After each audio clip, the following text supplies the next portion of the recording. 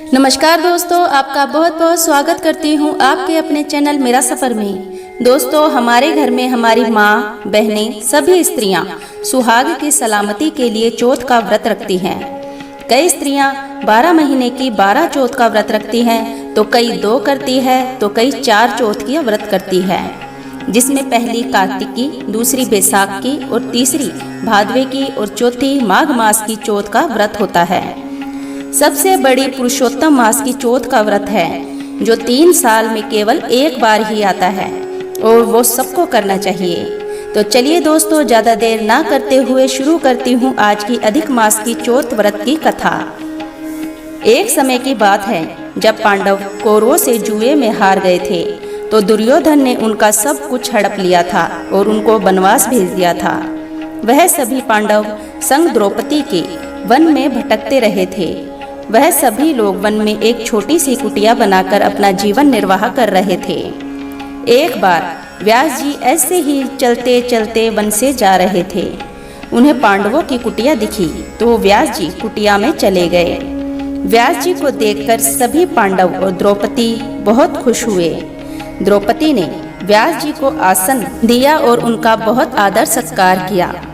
द्रौपदी ने व्यास जी को कहा, महाराज, आपके आने से हम और हमारी कुटिया दोनों पवित्र हो गए। द्रौपदी ने कहा, महाराज, ऐसा हमने क्या बुरे कर्म किए हैं जो हमें इतना कठिन जीवन जीना पड़ रहा है और हम इतना दुख देख रहे हैं। तब व्यास जी ने कहा, द्रौपदी, ये तुम्हारे इस जन्म के नहीं, पिछले जन्म के कर्म है जो तुम्हें इस जन्म में भोगने पड़ रहे हैं। तब द्रौपदी ने हाथ जोड़कर व्यास जी से विनती की, हे महाराज, हमें कोई ऐसा उपाय बताए जिससे हम अपने बुरे कर्मों से मुक्ति पा सकें। तब व्यास जी ने कहा कि द्रौपदी, तुम पुरुषोत्तम मास की चौथ का व्रत करो, जो 3 साल में एक बार आती है।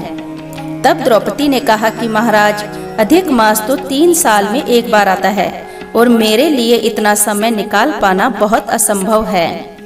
तब व्यास जी ने कहा कि हे द्रौपदी, तुम भगवान श्री कृष्ण से विनती करो, वो चाहे तो अधिक का महीना या पुरुषोत्तम का महीना कभी भी आ सकता है।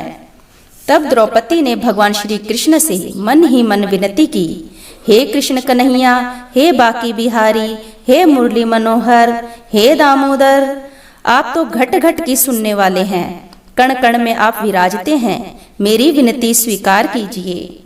भगवान श्री कृष्ण ने द्रौपदी की विनती सुनी और तुरंत ही 2 सावन कर दिए। पुरुषोत्तम का महीना आ गया।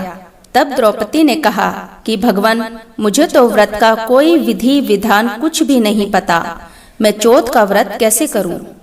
तब श्री कृष्ण ने कहा, तो सुनो द्रौपदी, एक राजा रानी थे। राजा का नाम चित्रसेन और रानी का नाम रत्नावली था। उन्होंने भी बहुत दुख देखे।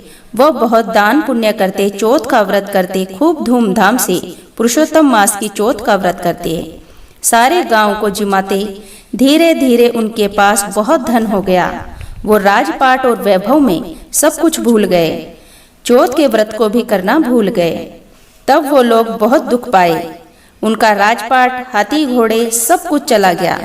अब वे दर दर की ठोकर खाने लगे। वे दोनों दर दर के भिखारी बन गए।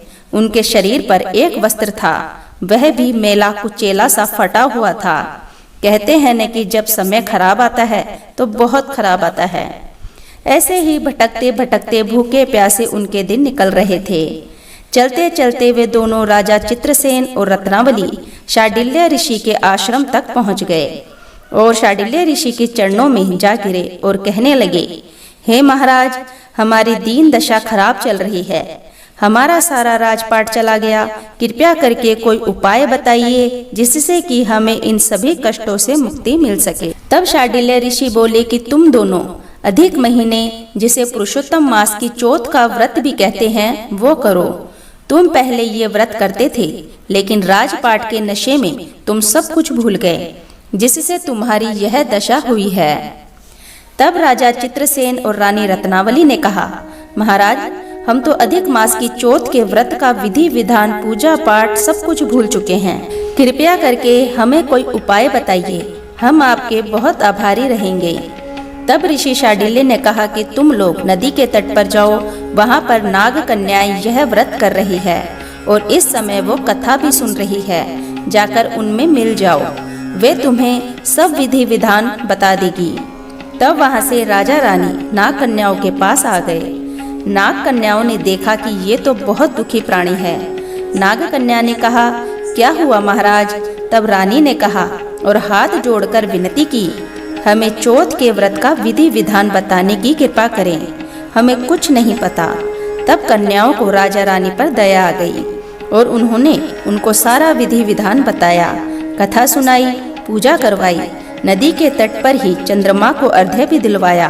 चौथ का व्रत करते ही राजा रानी की ऐसी हवा आई कि सब कुछ पहले जैसा ठाट बाट, हाथी घोड़े राजपाट हो गया।